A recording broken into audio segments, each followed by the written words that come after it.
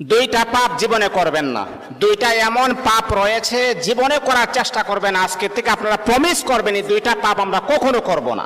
আপনি নামাজ পড়েন নাই, আল্লাহ তাআলার যদি দয়া হয়ে যায় তাহলে আপনাকে মাফ করে দিবেন। আপনি ফজরের নামাজ পড়েন নাই, আল্লাহ পাক রব্বুল আলামিনের যদি মায়া লেগে যায়, আল্লাহ পাক রব্বুল আলামিন আপনার গুনাহকে আমার আল্লাহ ক্ষমা করে দিবেন।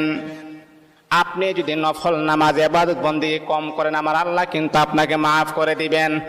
কিন্তু আল্লাহর নবী বলেন দুইটা এমন জঘন্যতম পাপ রয়েছে, এই পাপগুলার ক্ষমা আমার আল্লাহ জীবনে কখনো তার বান্দাকে করবে না।